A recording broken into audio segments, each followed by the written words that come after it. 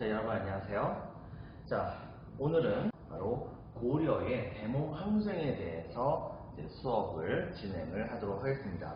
내용은 많이 나가진 않을 테니까 부담 없이 이제 수업을 들어주세요. TA 노트 작성하지 않습니다. 다만 오늘 수업하는 것은 나중에 시험 범위에 포함되니까 반드시 그 점 명심해서 여러분들이 이제 그 수업에 임해주기 바랍니다. 자, 여러분들 먼저 보겠습니다. 프린트는 8페이지에 해당이 됩니다. 프린트 8페이지. 1번 몽골의 침입에 맞서다에 대한 내용이면 다음과 같은 것을 우리가 볼 수가 있어요. 자, 첫 번째 무신정권 장차 일어났었죠.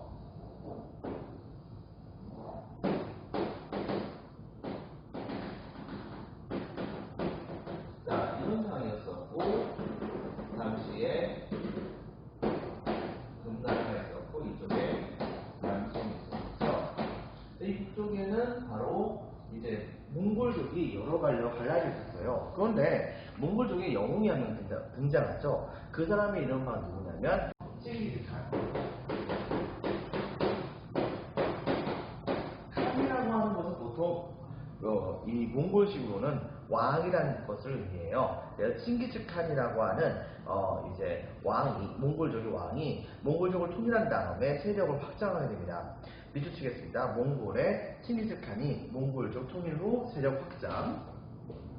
자, 근데 이들이 정말 유례 없이 바로 굉장히 확장을 많이 하게 돼요. 그래가지고서 처음에는 금나라에게 적응을 바쳤다가 나중에는 금나라가 별 볼일 없게 되자 이제 금나라를 쳐버리게 되거든요. 근데 그 전에는 먼저 서방 쪽서부터 먼저 공격을 해가지고 이쪽 근처에 있으면 이제 그 서바라고 하는 나라는 아주 간단하게 제압을 해버리고 그 서쪽에 있었던 호라산 왕국이라고 하는 이슬람 국가도 완전 제압을 해버린 다음에 몽골족의 군대는 본격적으로 금나라에 대한 공격을 실시를 하게 되는데 문제는 뭐가 있냐면 금나라에 대한 공격이 너무나도 심각하게 벌어지게 되자 당시 금나라는 몽골족의 침입 때문에 나라가 사실상 반으로 쪼개지게 되는 그런 상황이 벌어지게 됐었어요.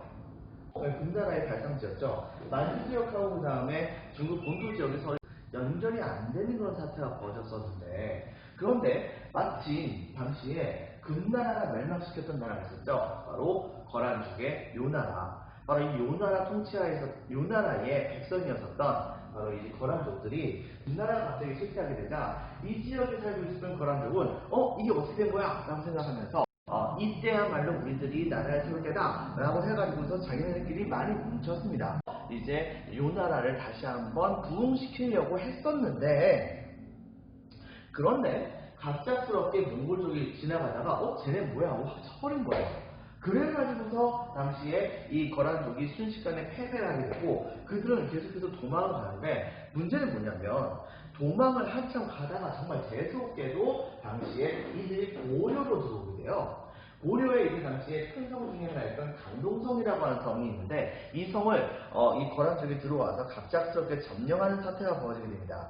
자, 이렇게 되자 이때 당시에 지나가던 이 몽골족은 이 거란을 끝까지 잡겠다라고 하면서 여기까지 들어왔는데 문제는 고려나 아닌맘 중에 홍두깨였던 거죠. 왜 난데없이 거란족이 쳐들어오냐고요. 그래가지고서 당시에 무신정권은 나름의 고려의 군대를 최대한 많이 모아가지고서 그래서 강동성으로 가가지고 이때 당시에 거란족과 대판 붙으려고 했던 상황이었습니다. 그런데 이제 문제가 생겨요. 고려의 군대가 여기 도착을 했는데 갑작스럽게 몽골족의 군대가 같이 여기 온 거죠. 그래가지고서 이 강동성을 가운데로 두고서 고려의 군대와 그 다음에 몽골의 군대가 서로 대치를 하는 그런 사태가 벌어지는 겁니다. 몽골족의 경우에는 쟤네 생각보다 숫자가 많은데 쟤네 누구야? 이렇게 쳐다보는 거였고 고려의 입장에서는 쟤네 갑자기 누구야? 뭐 거란족하고 한편인가 해서 서로 경계를 했던 거예요. 근데 문제는 뭐냐면 몽골족은 바로 거란족을 제압하기 위해서 왔던 거고 고려의 군대도 역시 거란족을 제압하기 위해서 왔던 거잖아요. 처음엔 서로 경계했었지만 나중에 고려와 몽골족의 군대 사이에서 사람들이 왔다 갔다 교류를 하기 시작을 하더니 상대방의 의도를 알게 되고서 고려의 군대와 몽골의 군대 연합을 해가지고서 이때 당시에 강동성을 차지했었던 거란족의 군대를 쳐버립니다. 결과적으로 강동성은 당시에 함락을 당하게 되었었죠.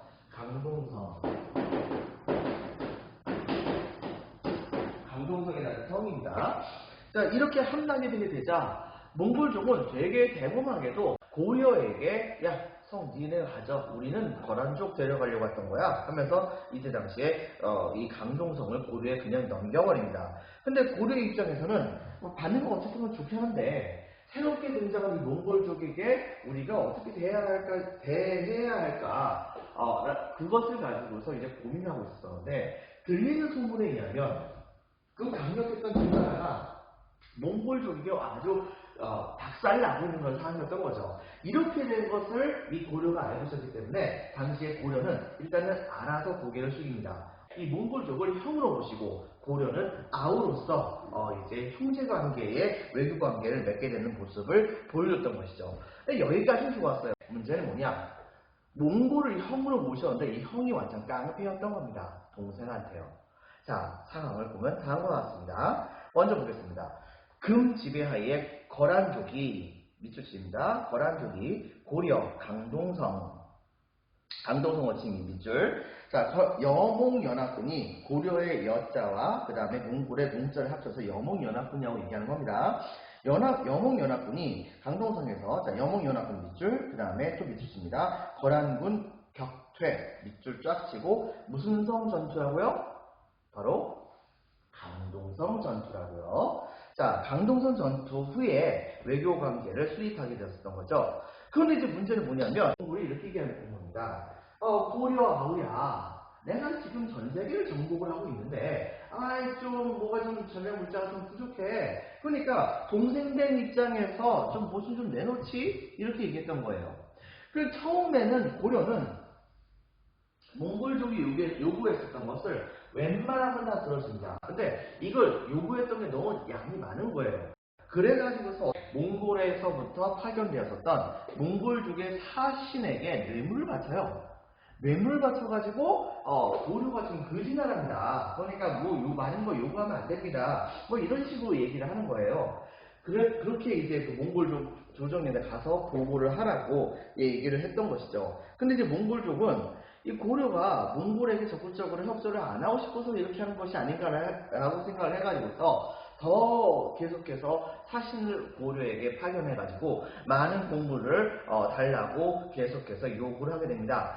여러분 생각해보세요. 조공이라고 하는 것은 갖다 바치는 쪽이 이익인 거잖아요. 근데 몽골은 그냥 열심히 받아 챙기기만 한 거예요. 그러다 보니까 고려의 입장에서는 바로 많은 양에 해당되는 조공 물품을 갖다 바치고 싶은 마음도 없었겠죠. 자, 이런 상황인데 이 몽골의 힘이 너무 무서워가지고 계속해서 공물을 갖다 바치게 되었던 건데, 그런데 이것 때문에 몽골하고 고려 사이가 계속해서 나빠지고는 있었습니다. 이때 당시에 몽골의 사신이 고려의 조정을 와가지고서 왕이 있는 앞에서 막 행패를 부리는 등의 그런 모습을 막 보여주기도 했었어요. 당시에 상황이 굉장히 험악하게 돌아가고 있던 상황이었는데, 그래도 고려는 끝까지 한번 살아보겠다고 계속해서 이제 왔었던 그 사신들에게 갖은 뇌물을 갖다 바치면서 고려가 아무것도 없는 곳이다, 그러니까 좀 많은 것은 요구하지 않게 해달라 라고 하는 내용으로 사신이 몽골에게 보고하도록 열심히 손을 썼어요. 자, 그러던 어느 날 당시에 몽골족의 사신이었었던 사람이, 그 사람이 이제 저고요인가? 아마 그랬을 텐데, 이 사람이 바로 고려에 와가지고서 많은 양에 해당되는 뇌물을 자기가 갖고서 그 다음에 당시에 몽골족의 사신은 압록강을 건너서 다시 몽골로 가고 있었는데, 지금까지도 풀리지 않는 미스터리 중에 하나입니다. 갑자기 어디선가 화살이 하나 휙 하고 날아온 거예요. 그러더니 이때 당시에 강을 건너고 있었던 당시에 몽골족의 사신의 가슴을 팍을 확 뚫어버린 거죠.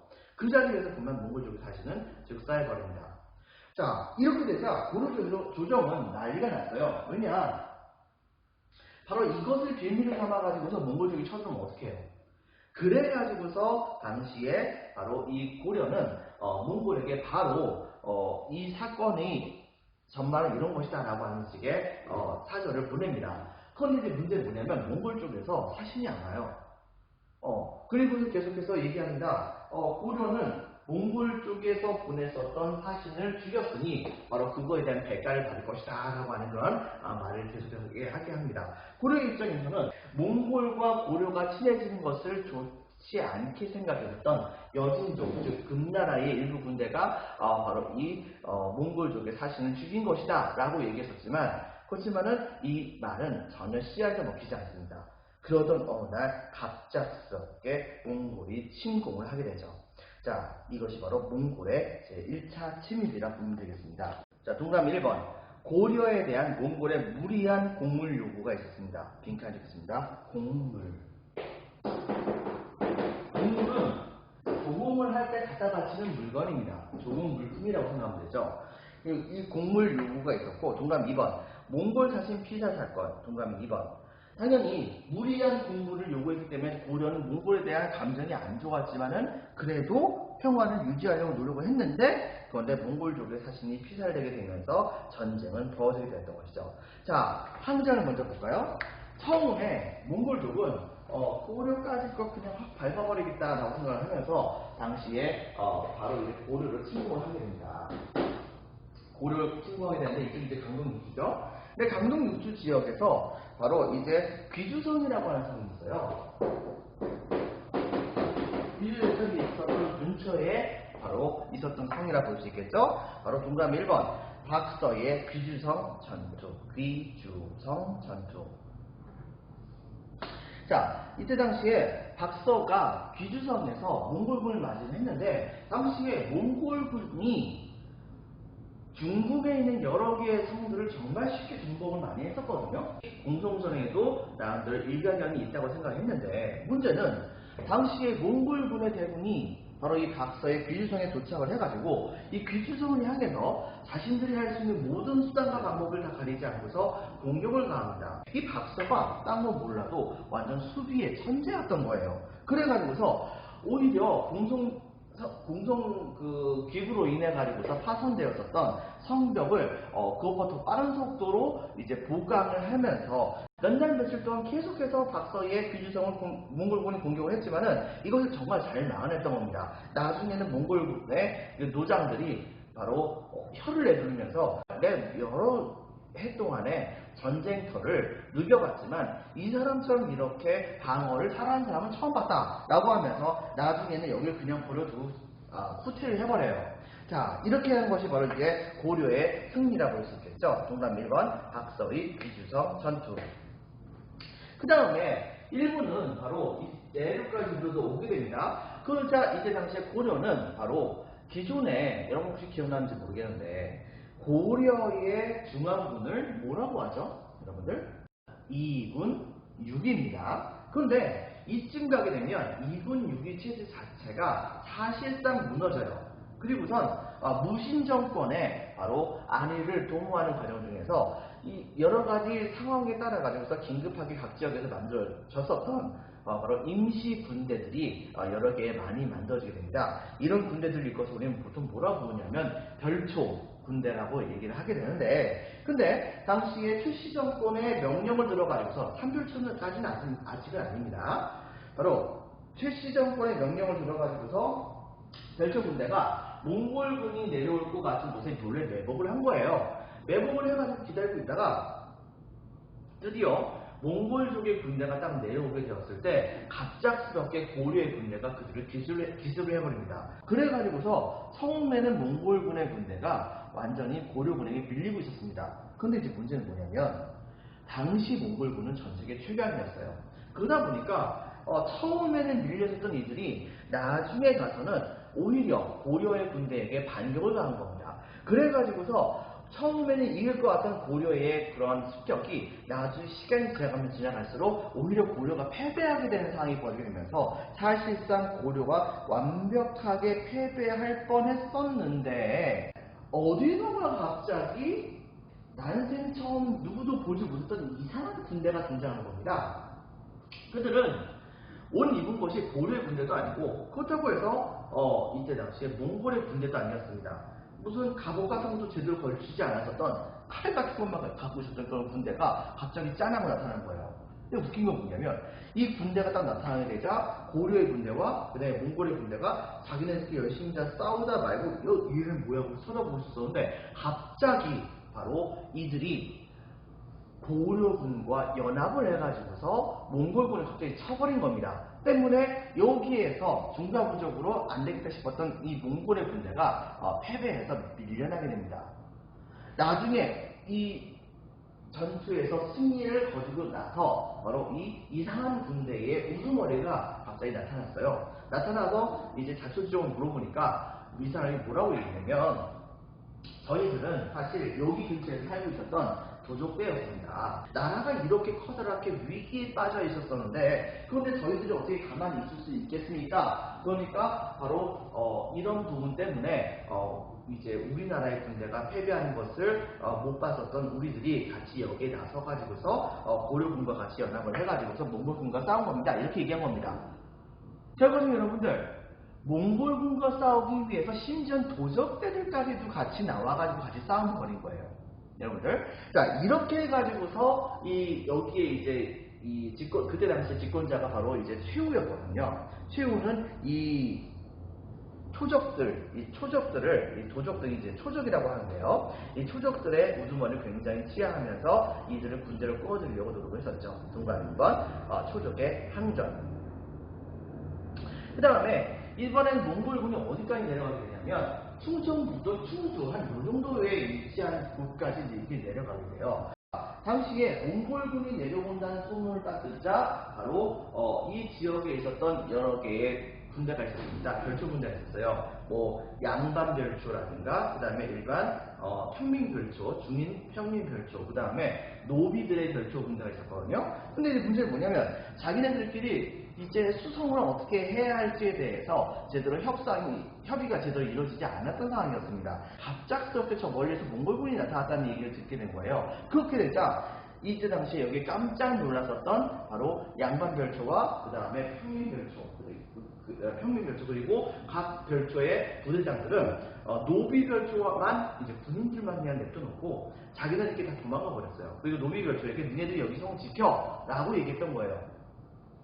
그래가지고서 당시에 이 충주성은 노비별초만 남아가지고서 몽골군과 맞닥뜨리게 되는데 도대체 어떻게 싸우는지 심지어 지휘관도 없는데 어떻게 싸우는지 모르겠지만 정말 이 노비별초가 미친듯이 몽골군과 싸워가지고서 몽골군이 질려가지고서 후퇴하는 사태가 벌어지게 됩니다. 충주성 전투에서 노비들의 그런 부대들이 승리를 거두게 되자 도망갔었던 바로 양반별초라든가 평민별초 같은 그런 사람들이 와가지고서 이들을 이제 격려하고 잘했다라고 칭찬해주고 이렇게 했어야 됐는데 그런데 이들이 몽골군의 군대가 돌아가게 되자 이들은 바로 충주성을 다시 돌아옵니다. 그리고선 제일 먼저 한 것이 바로 무엇이냐? 자기 집에 갔어요. 자기 집에 가가지고서 뭐 금그릇이라든가 은그릇이라든가 이런 것들이 몇 개가 없어졌는지 있는지를 전부 다 하나하나 셌답니다. 그러다 이제 몇 개가 없어진 거가 발견된 거예요.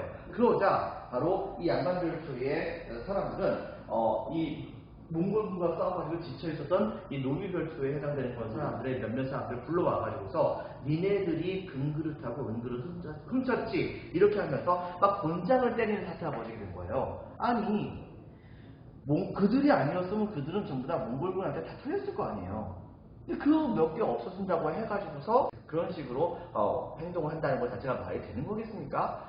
여기에 열받았었던 이 당시에 노비별초들은 바로 자체적으로 또 한 번 반란을 일으킵니다. 그래가지고서 양반별초와 그 다음에 일반 평민별초에 해당되는 사람들 전부 다 내쫓아버리는 사태가 벌어졌어요. 근데 이 소식이 이제 당시에 집권자였던 최후의 귀에 들어가게 됩니다. 그러자 최후가 바로 몽골군과 싸워가지고서 승리했었던 그들이 지금 현재 오히려 욕을 먹고서 그리고서는 반란을 일으킨다는 게 말이 되지 않지 않냐. 그러니 즉시 바로 거기 노비별초에 해당되는 사람들의 신분을 일반 양인으로 풀어주도록 하겠다라고 딱 선언하게 되면서 이때 당시에 이 반란은 잠재워졌다고 합니다. 동그라미 3번. 하지만 이렇게 활동을 많이 했었던 고려. 그러나 문제는 뭐냐?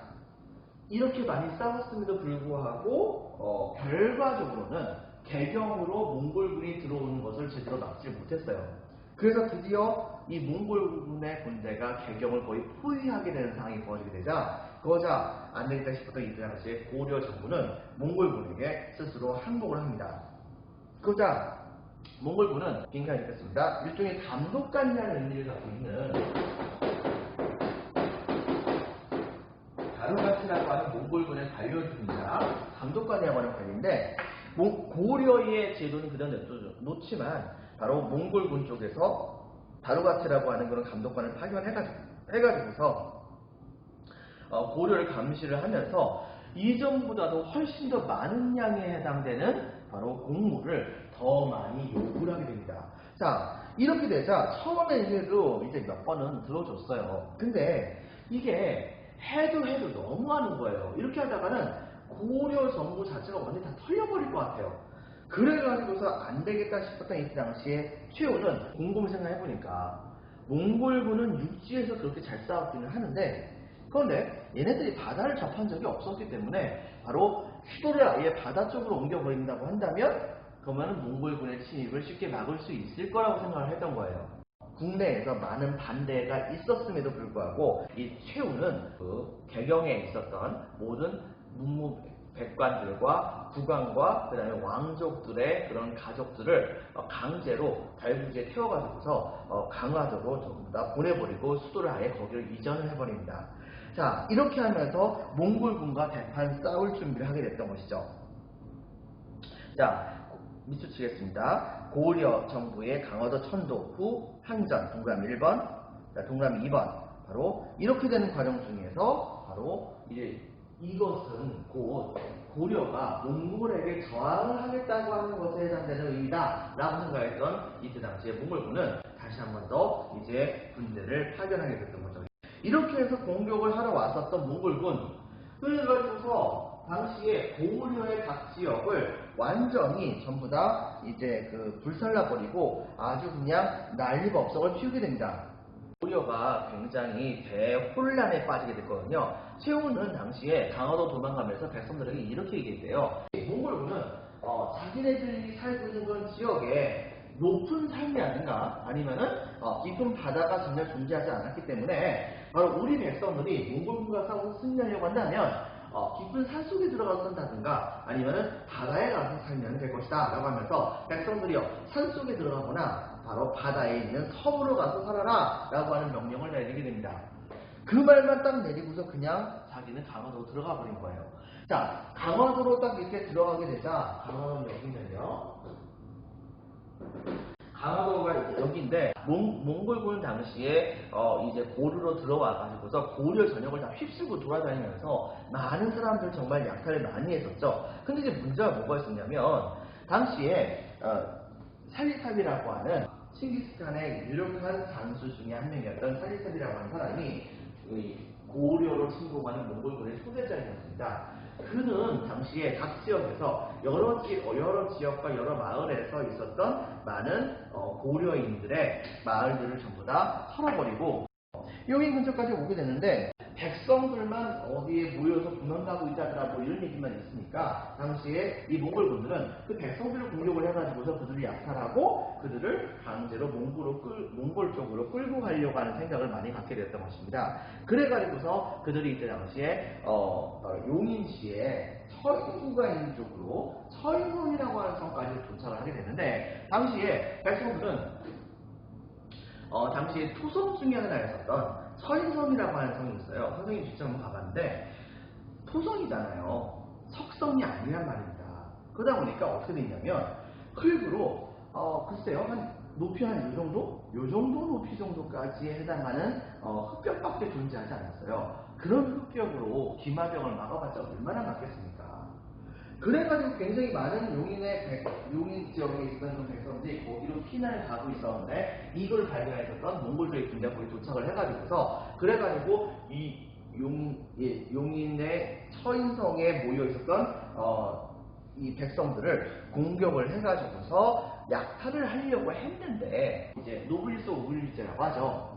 살리탑은 스스로 몇몇 안 되는 그런 척후병을 데리고서 자기가 직접 바로 이 처인성을 한 바퀴 삥 돕니다. 그리고서 얘네들의 규모가 얼마나 되나, 그리고 얘네들을 어떻게 약탈할까 하면서 한 바퀴 삥 돌고 있어요. 그리고 처인성 안에 있던 백성들은 그 모습을 두려움에 떨면서 쳐다보고 있던 상황이었습니다.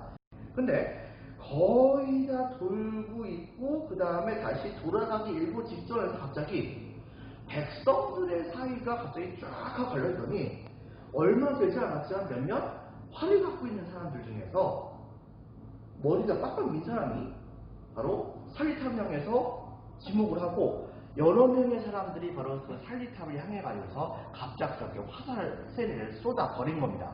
자, 이렇게 되는데 문제는 이것을 이 살리탑이 전혀 예상을 못했어요.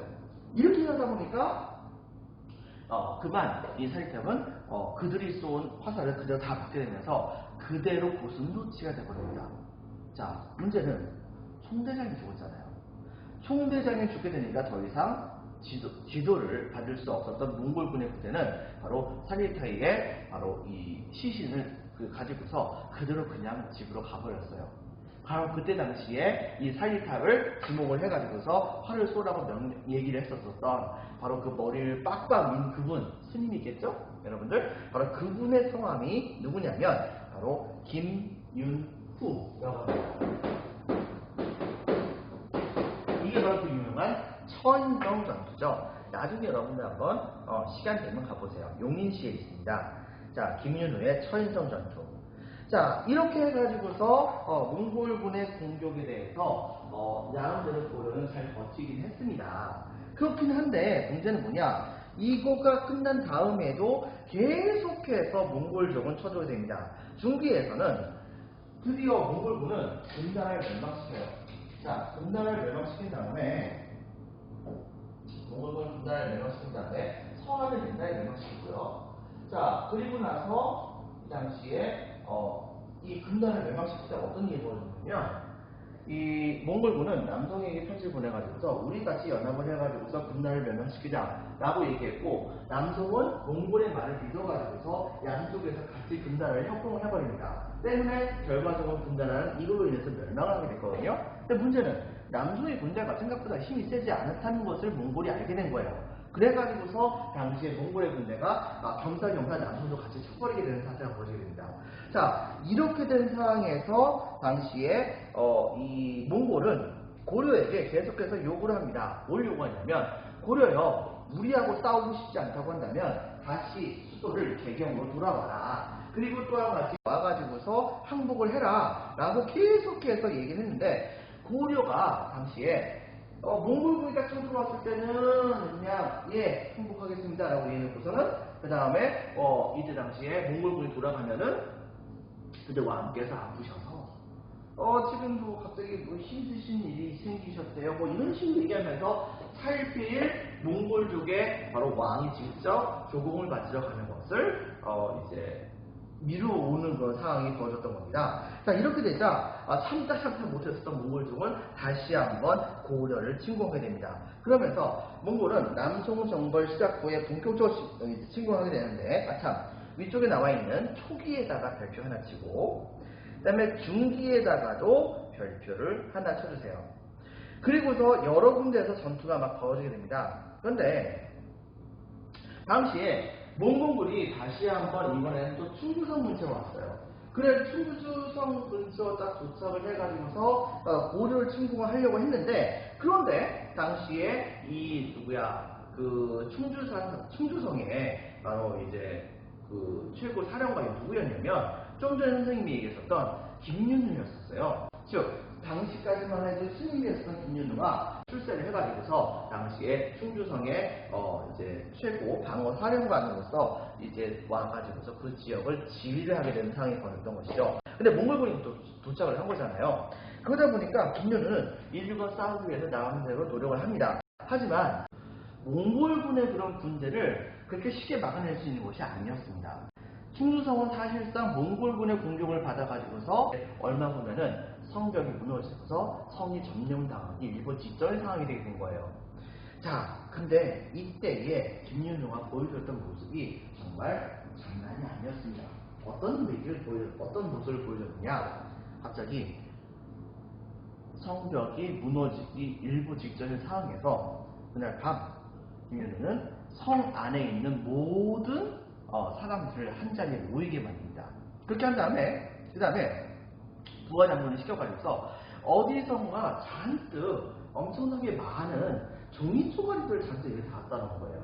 그리고서 뭐라고 얘기했냐면, 자, 너희들은 만약에 이번 전투에서 승리를 거두게 된다고 한다면 너희들은 지금 현재 노비에 있는 사람들은 전부 다 양민으로 풀려날 것이며, 그러면 모든 일반 백성들은 전투에 승리하게 된다고 한다면 바로 전쟁에서 이겨가지고서 얻게 됐던 전리품들은 너희들 하나하나 전부 다를 내가 다 똑같이 골고루 나눠줄 것이다. 그리고 너희들의 공로를 정부에게 제대로 알릴 것이다 라고 약속하게 됩니다.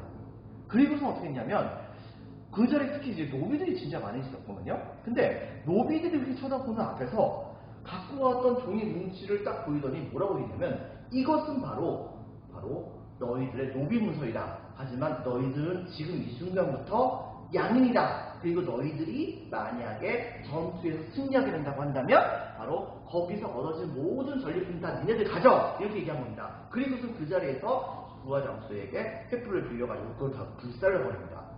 이걸 다 불살라 버리게 되니까 노비들은 지금까지 노비의 삶을 살아온 거예요. 살아왔는데 순간에 바로 내 눈앞에서 나의 인생의 족쇄를 매기고 있었던 이 노비 문서들이 전부 다 불타버리는 모습을 딱 쳐다보게 되죠. 여기에 그만 너무나도 기쁜 겁니다. 거기다 플러스 하나 더, 바로 뭐냐?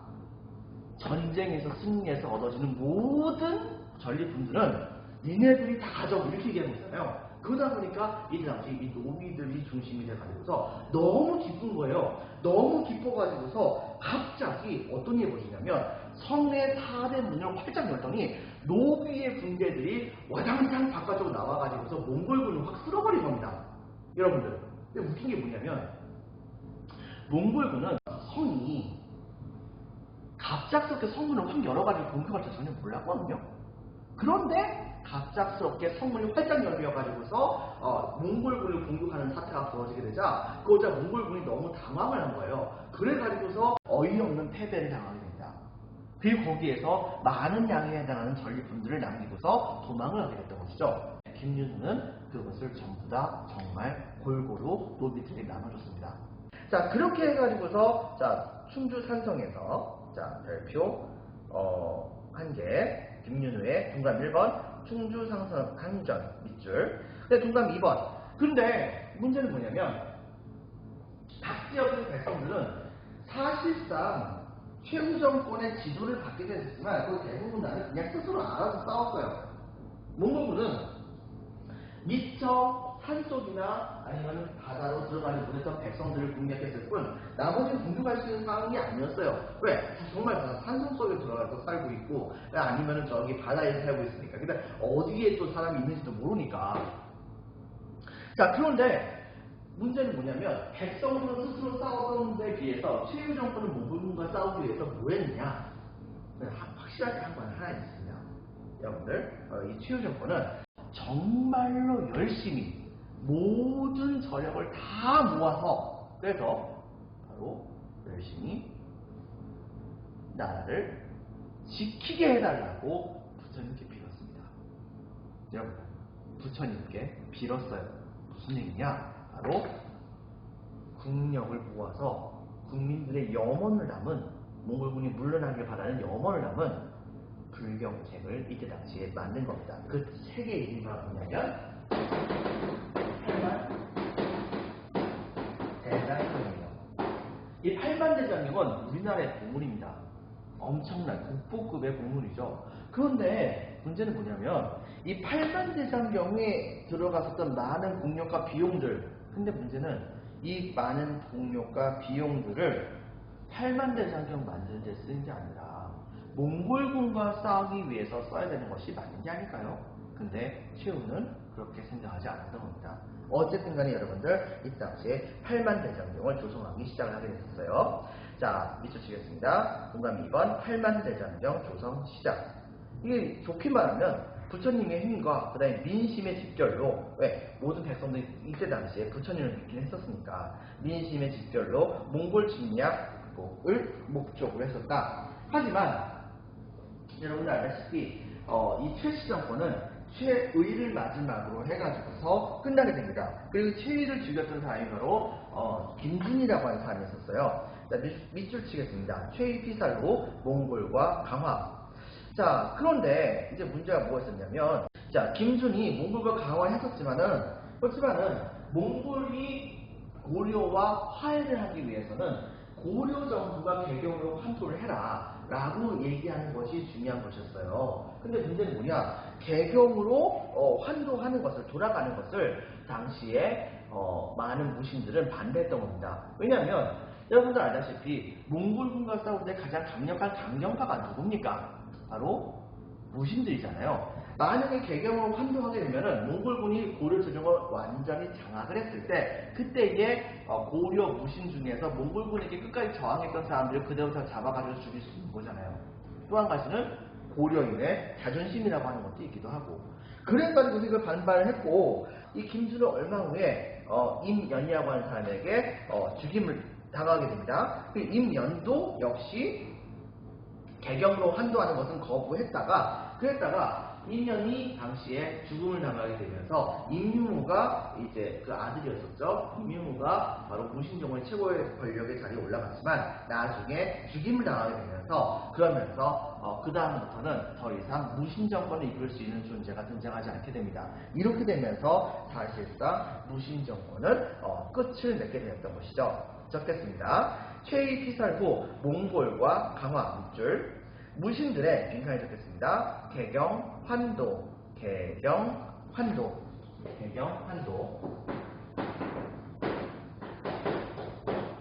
자, 개경, 환도. 이 개경, 환도 거부. 자, 하지만은 임유무 피살 후 무신정권 완전 붕괴 밑줄, 그러면서 개경, 환도를 하게 됩니다.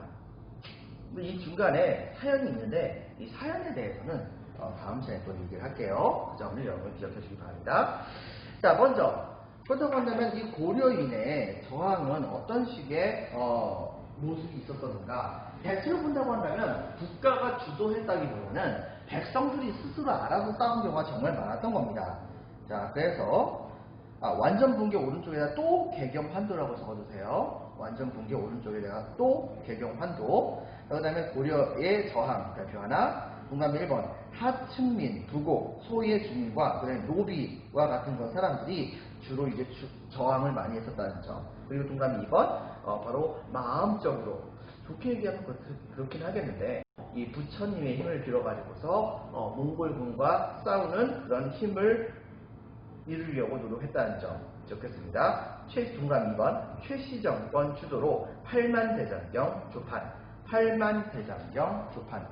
조판이라고 하는 것은 만들었다는 뜻입니다. 자, 어쨌든 간에 근데 문제는 뭐냐? 전쟁의 피해는 어땠을까? 여러분들, 몽골이 고려를 침공했던 게 20몇 년이었어요. 거의 30년 가까이 되는 걸 시절 동안, 자, 여러분 생각해 보세요. 전쟁이 30년 동안 있는 거예요. 그러다 보니까 그 고려가 농경국가인데 농사 제대로 졌겠습니까? 그 사이에 고려는 계속해서 아예 농사 같은 걸 전혀 짓지도 못하는 상황이 벌어지는 겁니다. 자, 이렇게 되자 당연히 관리를 받지 못했던 농토들은 전부 다가 황폐화가 되는 사태가 벌어지게 됐던 것이죠. 동감 1번 국토의 황폐화. 동감 2번 막대한 인명피해. 당시에 몽골군이 쳐들어오게 되면서 많은 숫자에 해당되는 그런 사람들이 몽골로 정말 많이 끌려가야 됩니다. 나중에 심양이라고 하는 곳에 모여져가지고서 거기에서 모여 사는 그런 사람들이 정말 많이 있었다고도 해요. 근데 또 한 가지 중요한 것 중에 하나는 몽골군이 쳐들어와가지고서 이들을 피해가지고 산속으로 도망갔던 사람들의 경우에도 여러분 생각해보세요. 산속에 도대체 먹을 것이 있어봤자 얼마나 있겠습니까? 이렇게 하다 보니까 당시 기록에 의하면 바로 몽골과의 전쟁이 완전히 끝났을 때 산속에서 나왔던 사람들 중에서 뚱뚱한 사람은 전혀 존재하지 않고 전부 다 몸이 헐벗고 굶주리고서 시간이가 하나도 없는 그런 사람들밖에 보이지 않았다. 그리고 또 하나, 길거리를 가다 보면 바로 발에 뭔가 트이는데 그 트이는 것은 이 돌보다 바람이 적어서 많았다라고 얘기할 정도로 엄청나게 많은 사람들이 이 당시에 죽임을 당하게 됩니다. 자, 이런 점 여러분들이 기억을 해주기 바랍니다. 자, 그래서 동그라미 2번 막대한 인명피해, 동그라미 3번 바로 각종 문화재가 이제 당시에 불타버리게 되죠. 대표적인 것 중에 하나는 8만 세상을 만들 수 있는 게 하나가 바로 뭐 때문에 그런 거냐면 거란의 침입을 부처님의 힘으로 막아보고자 노력을 해가지고서 당시에 고려가 바로 많은 돈과 비용과 그 다음에 학문적인 노력을 통해 가지고서 이제 만들었던 불경이 있어요. 이 불경을 초조대장경이라고 얘기를 하는데, 근데 이 초조대장경을 찍어내는 판목, 즉 이제 인쇄하는 그 인쇄판이죠. 이것이 몽골의 침입대를 다 붙어버린 거예요. 그 다음에 또 한 가지, 그것 때문에 이때 당시에 8만 대장경을 만들었던 거죠. 바로 여기 나와 있듯이 초조대장경 판목이 불타버리고, 그 다음에 또 하나는 바로 선동교황 때부터 존재했었던 황룡사 구층 목탑. 이 몽골군이 경주까지 쳐들어가요. 여기까지 쳐들어가요. 그래가지고서 황룡사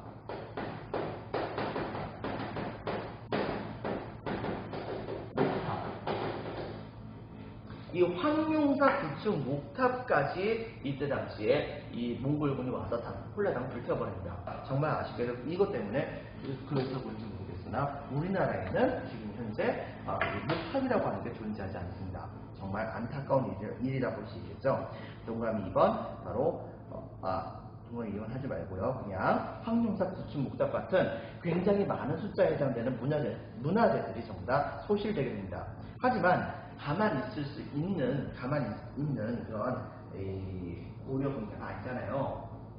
실제 결과적으로는 고려 왕실과 그 다음에 문무 백관들은 당시에 바로 이 개경으로 환도하는 걸 결정을 합니다. 이것은 곧 몽골에게 항복한다는 것을 의미하는 것이죠.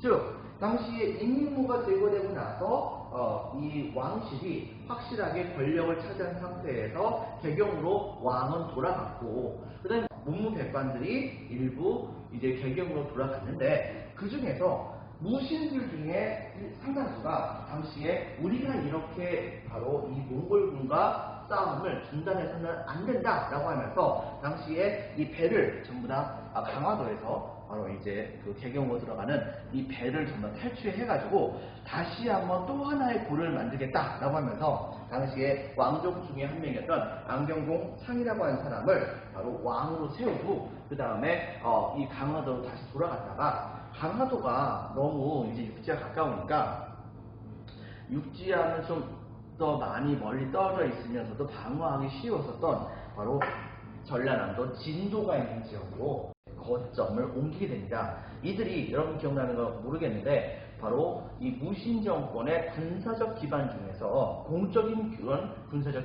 기반이 있었죠. 이게 바로 뭐였죠? 여러분들 바로 삼별초였었죠. 이 삼별초가 당시에 처음엔 강화도에 있다가 방어가 좀 더 힘들다 싶어가지고서 일부 그 왕족들과 그 다음에 이 문무 백관들을 이끌고서 진도로 호퇴한 다음에, 한편으로는 일본 쪽에게 순방치 않은 입술이 없으면 이가 시리다라고 바로 일본 쪽에다가 우리가 뚫리면은 너희 일본으로 몽골군이 쳐들어갈 테니까 너희들에게 바로 이 몽골군이 쳐들어가기 전에 우리를 좀 지원해달라 라고 하면서 사신을 보내기도 했었어요. 자, 이렇게 하면서 그러면서 당시에 이 진돌 지역을 중심으로 해가지고서 이 고려의 군대가 이제 이동을 했는데, 문제는 뭐냐면 그들이 바로 이 고려의 군대의 핵심이었던 거예요. 왕은 비록 개경으로 이제 들어갔지만, 그렇지만은 왕을 호위할 수 있을 만한 군대가 그다지 많지 않았던 거죠. 그러다 보니까 당시 고려에 세금을 옮기는 방법은 육지로 옮기는 것이 아니고 주로 바다를 통해서 옮기게 됩니다. 왜냐? 육지가 너무 험해서요. 그래서 바다의 배를 통해서 옮기게 되는데, 사실 그것 때문에 수도를 강화도로 옮긴 것도 쉽게 이제 배를 통해 가지고서 지방에 있는 세금 같은 걸 받기 위해서 그랬던 것이라고 볼 수 있는 거거든요. 그런데 이제 문제가 뭐가 있었냐면 바로 삼별초가 진도로 가버린 거예요. 그러다 보니까 우리나라의 대표적인 곡창지대에 해당되는 많은 곳에서 배를 통해 가지고서 개경으로 바로 세금을 옮기고 싶어도 중간에 진도에도 다 걸리는 거예요. 그래가지고서 이쪽에 있는 세금들은 전부 다 이 진도 쪽에서 다 이제 차지하게 되는 사태가 벌어지게 된 겁니다. 이걸 기반으로 이제 삼별초는 이 몽골군과 싸움을 벌였던 것이고요.